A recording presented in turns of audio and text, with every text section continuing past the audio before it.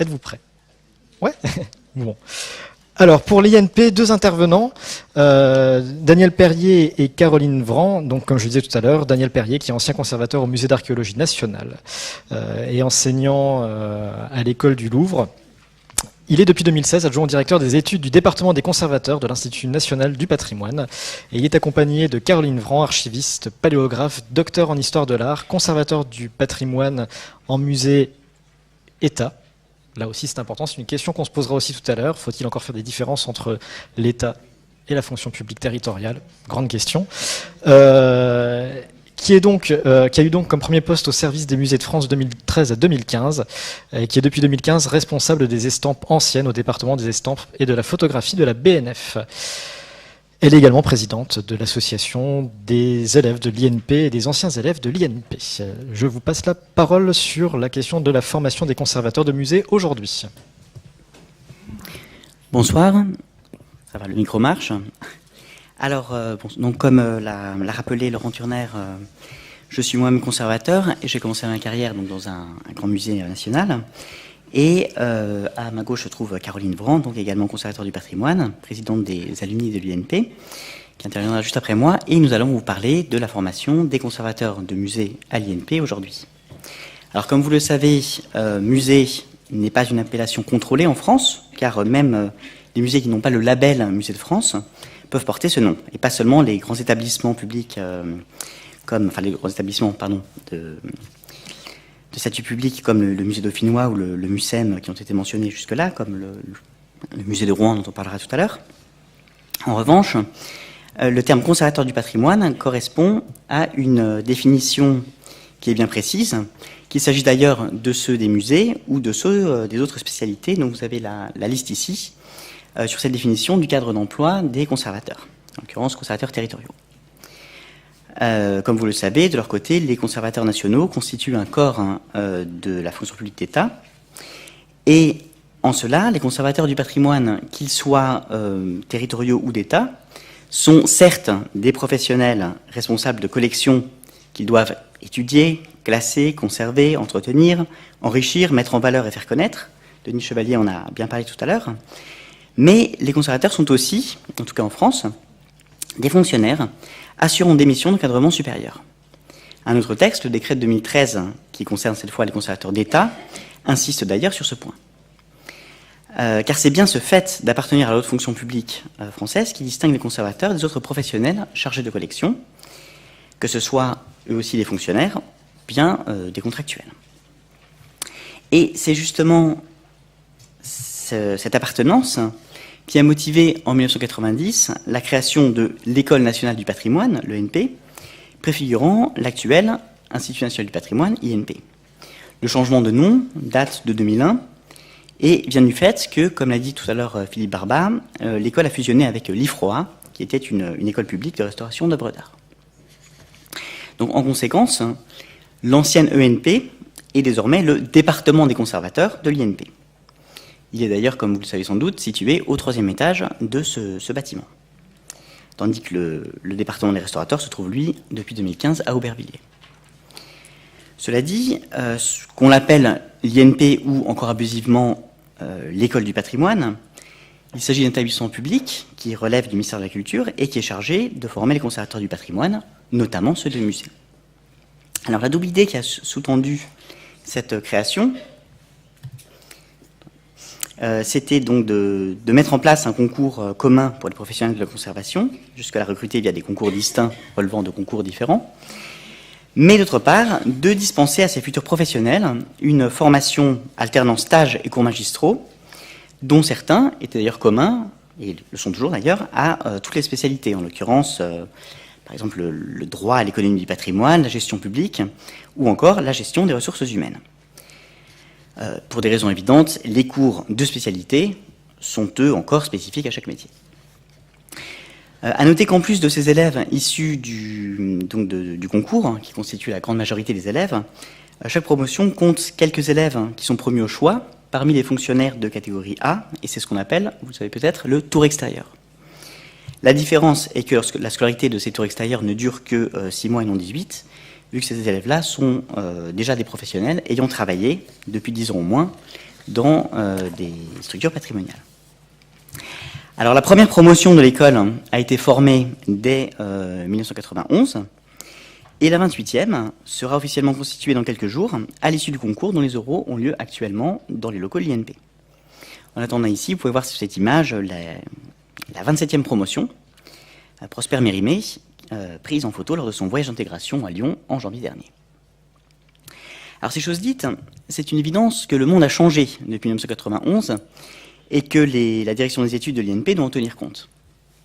Ainsi, la formation des nouvelles promotions ne peut faire l'impasse sur certaines priorités actuelles. Pensons notamment à la maîtrise budgétaire qui est imposée aux fonctionnaires, tant territoriaux que nationaux d'ailleurs. Alain Lombard a évoqué le sujet. Je vous renvoie aussi, pour ceux qui étaient à la table ronde, sur les modèles économiques dans les musées et les bibliothèques, qui a eu lieu la semaine dernière au Centre Pompidou. Mais pour en revenir à l'INP,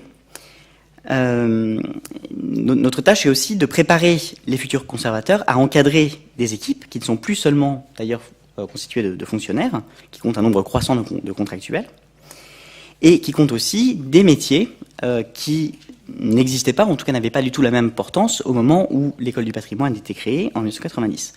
Pensez notamment, Laurent Thionnet l'a évoqué tout à l'heure, à tout ce qui est lié aux nouvelles technologies, qui évidemment en étaient qu'à leur balbutiement dans les années 90. Et c'est pour ces raisons qu'il a paru prioritaire à la direction des études de l'INP de développer les capacités d'encadrement des élèves, de manière à ce qu'ils soient mieux préparés à leur entrée dans un corps A+, de la fonction publique. Une réforme donc de la scolarité a été initiée en 2015. Bon, c'est peut-être un peu petit, mais enfin peu importe. C'est juste pour vous montrer que nos élèves font beaucoup de choses. Là, il s'agit de l'agenda du premier semestre de la promotion dont on vient de voir les photos tout à l'heure, donc la promotion Prosper Mérimée. Et cette réforme, ce qui est important de retenir, c'est qu'elle insiste sur 3 points. Alors le premier point, c'est le management, qui fait désormais l'objet d'un séminaire au mois de janvier, de façon à ce que les élèves en aient les notions dès avant leur premier départ en stage au mois de mars.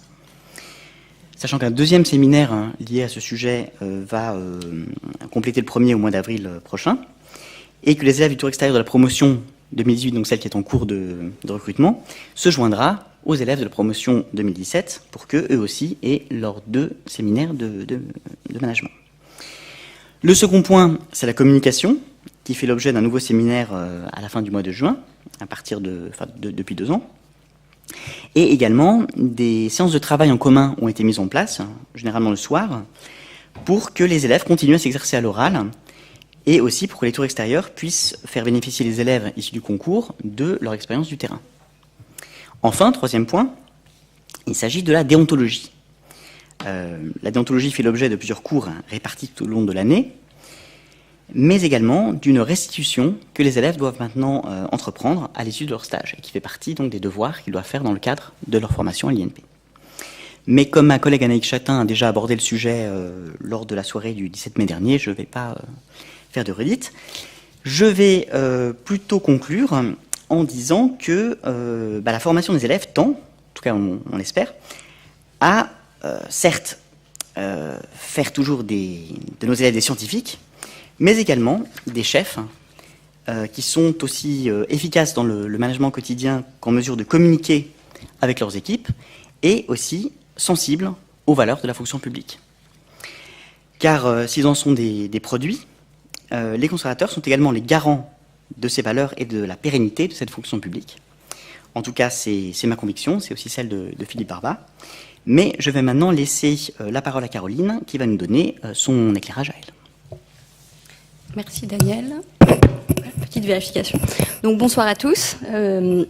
Donc vous l'aurez compris, j'interviens à la fois en tant que conservateur de musée récemment sorti de l'INP, puisque je suis sortie il y a 4 ans, et j'interviens aussi finalement surtout en tant que présidente, ou pour être tout à fait exact, ex-présidente de l'association des élèves et des anciens élèves de l'Institut national, des anciens élèves conservateurs de l'Institut national du patrimoine, ex parce que j'ai laissé ma place il y a 2 jours, mais bon, c'est assez anecdotique pour notre propos.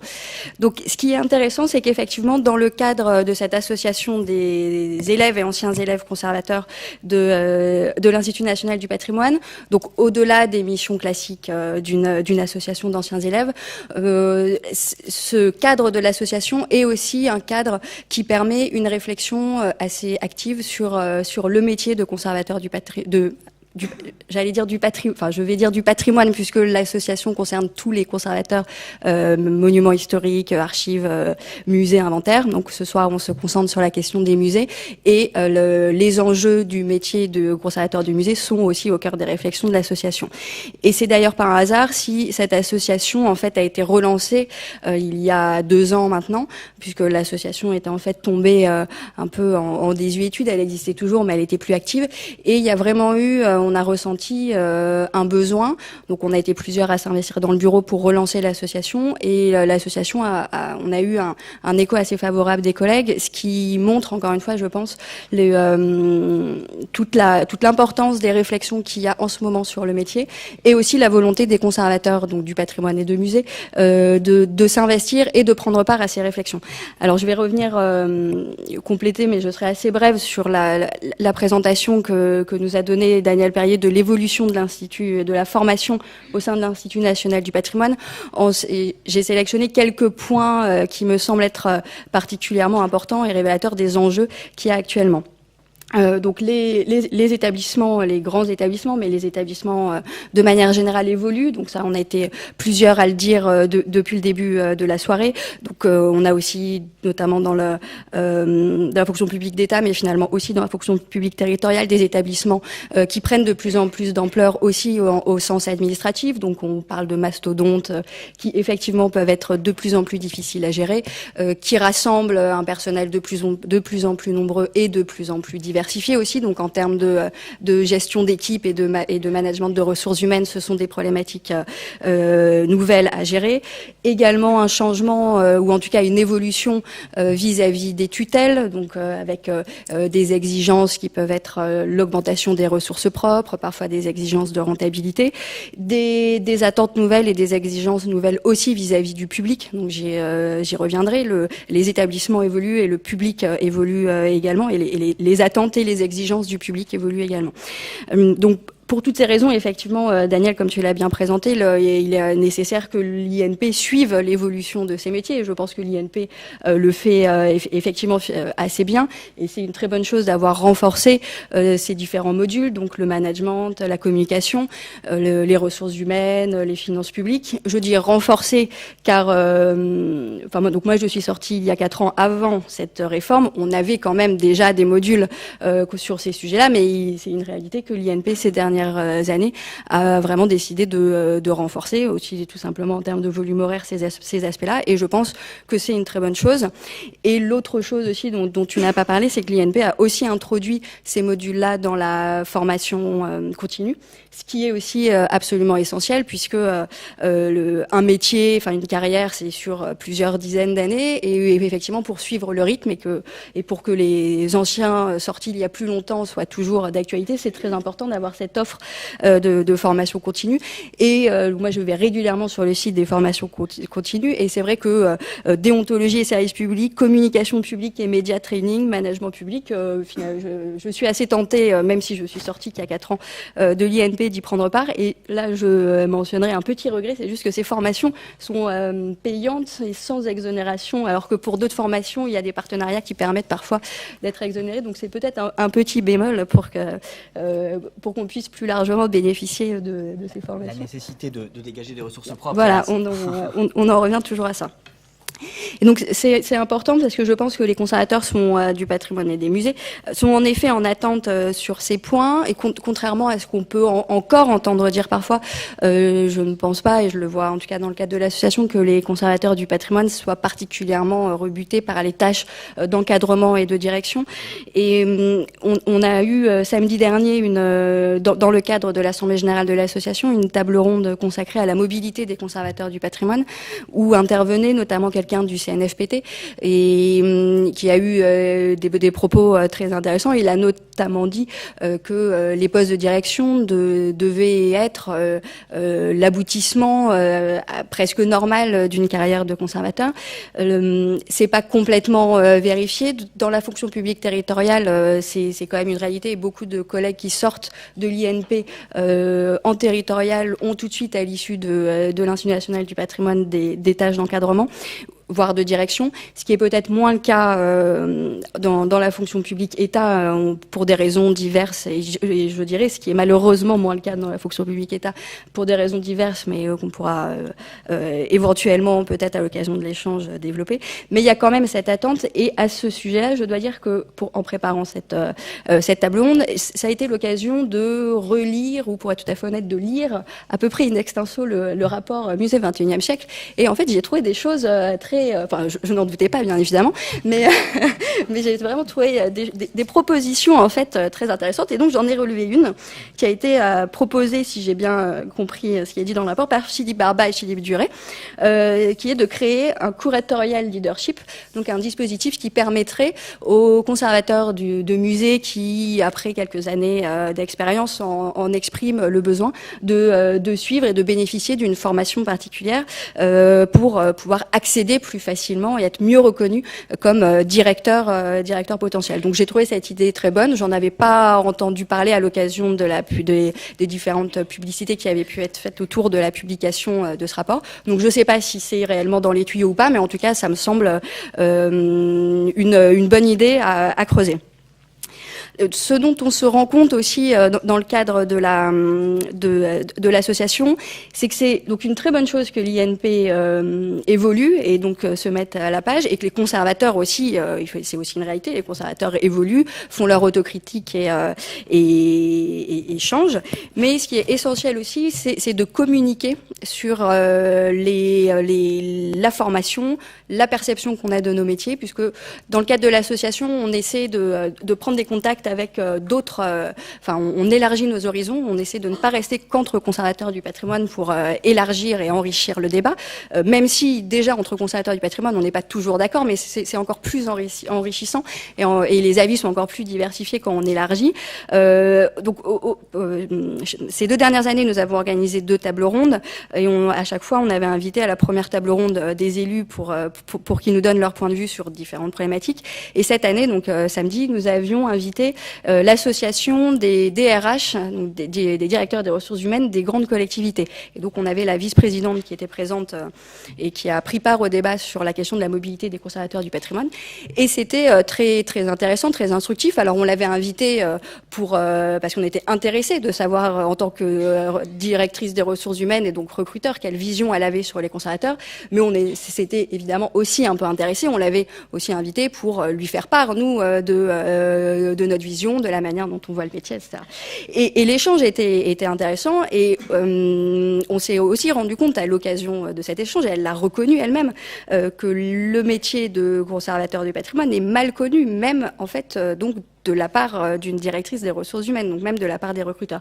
Et elle nous a aussi avoué que même la formation en fait dispensée à l'INP était mal connue. Elle était par exemple pas certaine qu'un module de management existe. Donc il y a aussi un des enjeux, il me semble, c'est évidemment la première étape est d'évoluer et de se mettre à la page, mais il y a aussi un réel enjeu de communication sur la formation, sur nos métiers et sur comment les conservateurs du patrimoine aujourd'hui voient leur métier.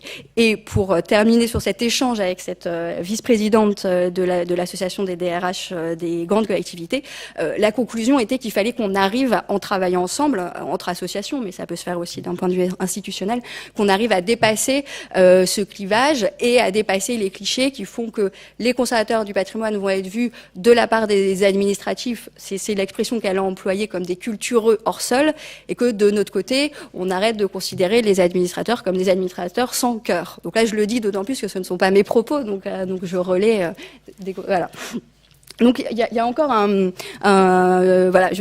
dialogue à créer et des échanges, des moments d'échange pour mieux se connaître. Et encore une fois, on en revient toujours à la formation, puisque au cours de ces échanges, à la fois la directrice des ressources, cette association des DRH des grandes collectivités et la personne qui représentait le CNFPT ont tous les deux insisté sur effectivement l'importance de la qualité d'une formation reçue, et la réputation de la formation joue aussi énormément au moment du recrutement. Sur la communication, donc, et sur cette nécessité de parler davantage de nos métiers, de nos formations, je dirais aussi qu'aujourd'hui, on a probablement un impératif de communiquer davantage au public et d'aller plus loin encore dans la recherche du public.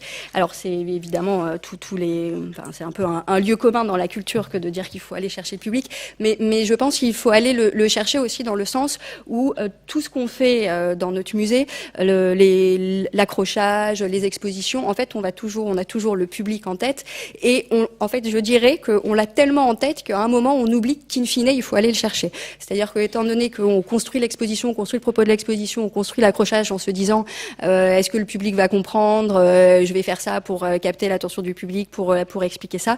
Finalement, in fine, on rate un peu peut-être la dernière étape, ce qui peut expliquer parfois que des expositions comme Gauguin, dont vous parliez tout à l'heure, sont mal comprises.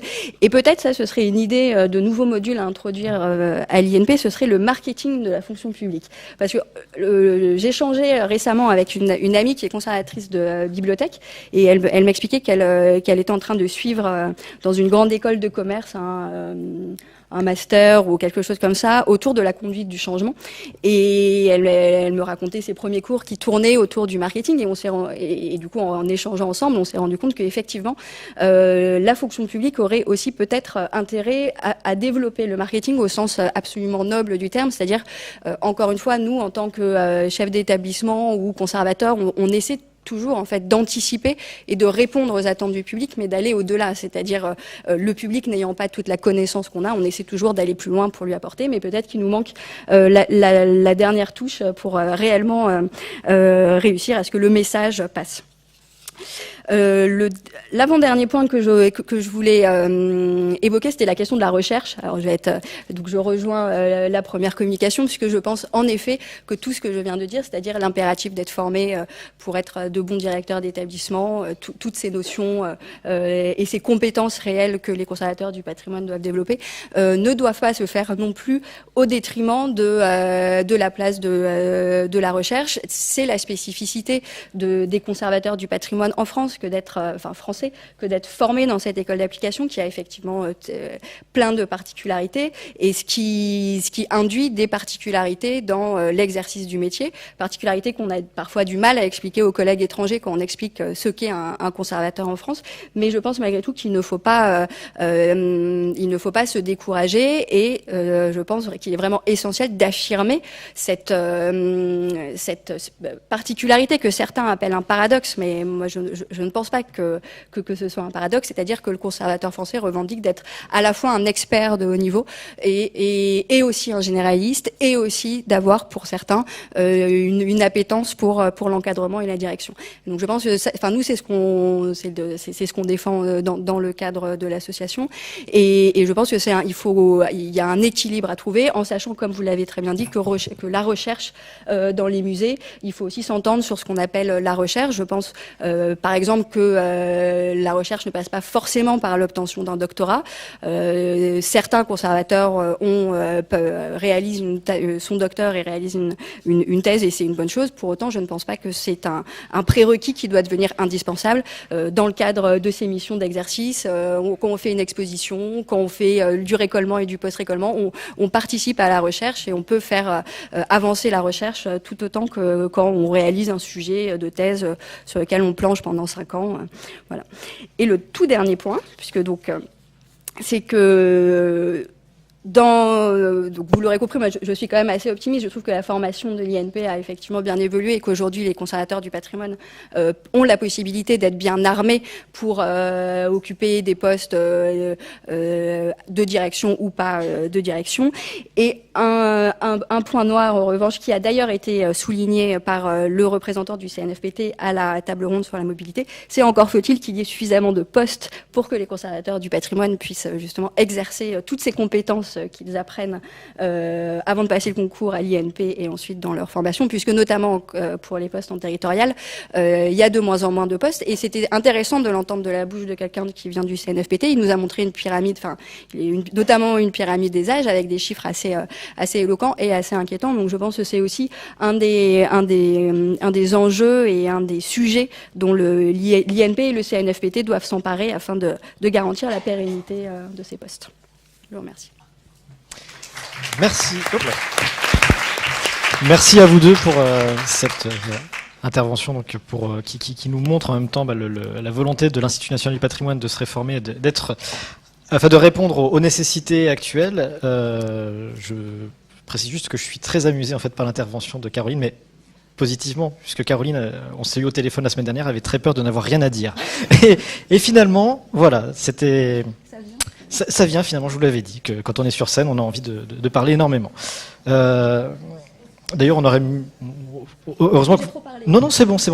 Heureusement que vous ne nous avez pas dit que vous n'étiez plus présidente, sinon vous auriez demandé de rester dans la salle. Voilà.